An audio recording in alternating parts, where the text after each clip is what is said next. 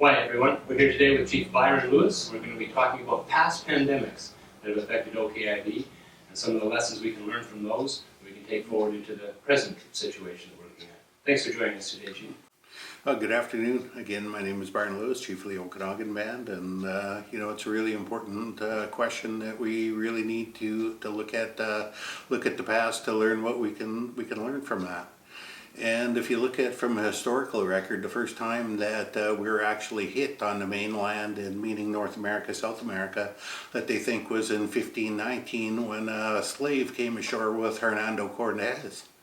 And then his meeting with the Aztec, Montezuma, who was, they said he was the ruler of Mexico City and the empire, and what happened with that, with smallpox spreading from there. And, that was, to give you an example of, of what happened at one time. And you look in Mexico City, it was Tenochtitlan, I may not be pronouncing that right, was this island that was in the center of a lake, Texcoco, in Mexico City, and it only had 4 causeways that were coming in there.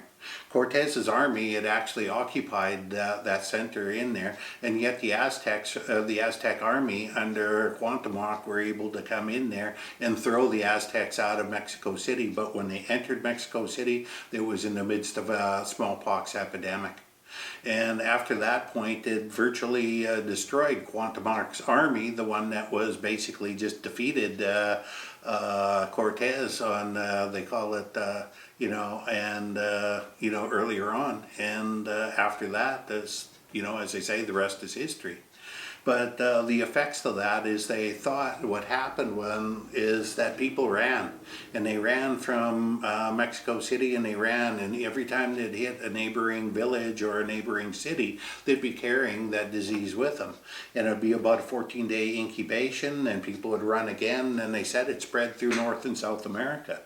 A few years later, when Pizarro was another Spanish, they call them conquistadors, went into South America and into the Inca Empire, and that was so devastated that it actually started a civil war between Huáscar and his brother Atahualpa. And Atahualpa came out the winner, but he fought a civil war to actually happen. And when Pizarro came in there, they were already a weakened people.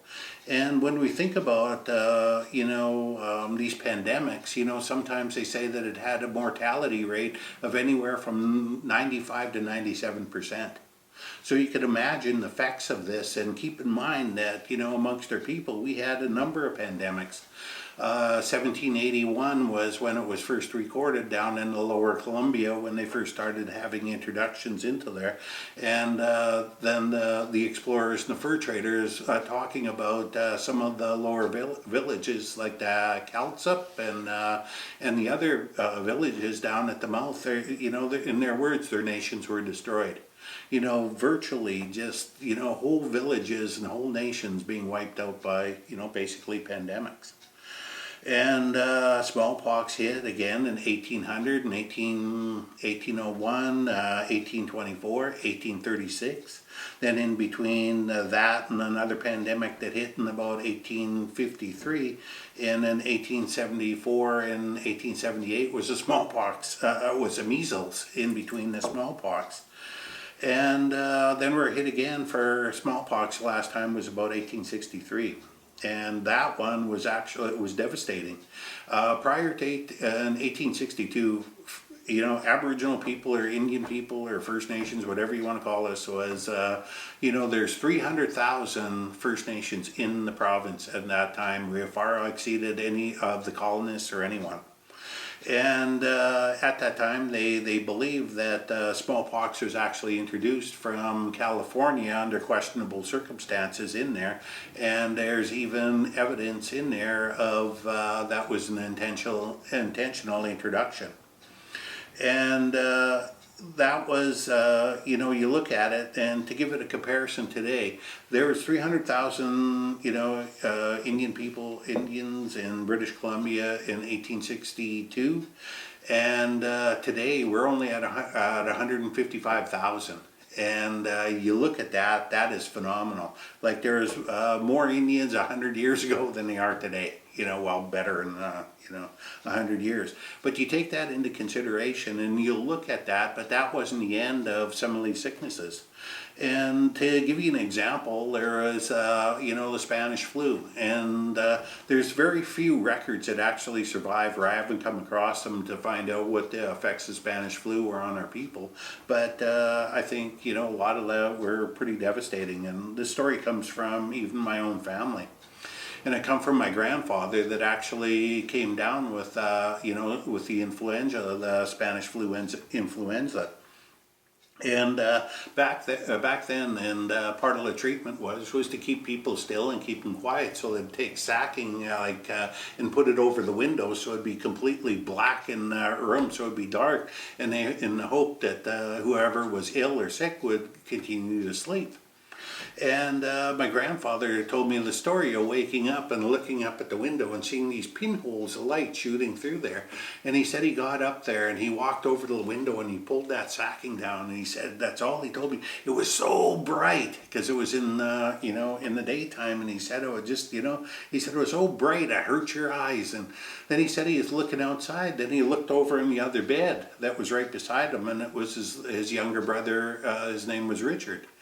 And he said at that point, then he got tired and he went to go lie down. But at that point, he started getting better. And at the same time, his brother Richard kept on getting worse. And finally, my grandfather recovered, but his brother Richard died. These are, some of the examples, and that's only from my family, but we don't know what the other effects of our other family members were. Then he told me this other story, and it was about when he was he was a teenager, so he was born in about 1909. So it had to have been in the late 1920s that of another pandemic, or like another influenza that went through, and this time he was in Penticton. And he said when it hit, he said this one was really strange. He said that it didn't affect the little kids and it didn't affect the old people, but people in the middle age, people in between died. And he said there's two individuals. One guy was named he was a black man by the name of John Narwood, and this other one has a lot of relatives throughout the Okanagan. His name was Alphonse Qualtier. In between those two, that they dig graves day and night. They'd come in there and say, well, as soon as you get finished that grave, it would be down Penticton, you can start another one, another person died. Or they come back to him and say, well, make that one wider, another person in their family died. So, my grandfather had said there's a lot of those graves down in Penticton have two people in it, because lost from the family.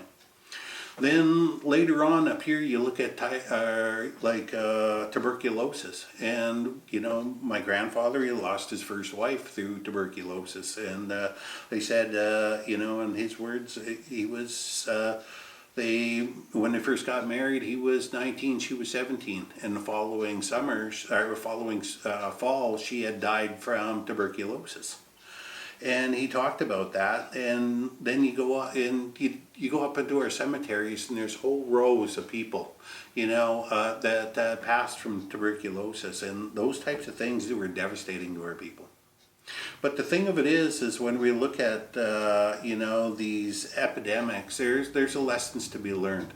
How do we react? Well, one is in the words of our elder, Virginia Gregoire, who told us not only to pray, but to not to be scared. And those are the words that, words that save lives. When you look at, our past response to pandemics was one of fear and us running and spreading this. And that's what that was the root cause.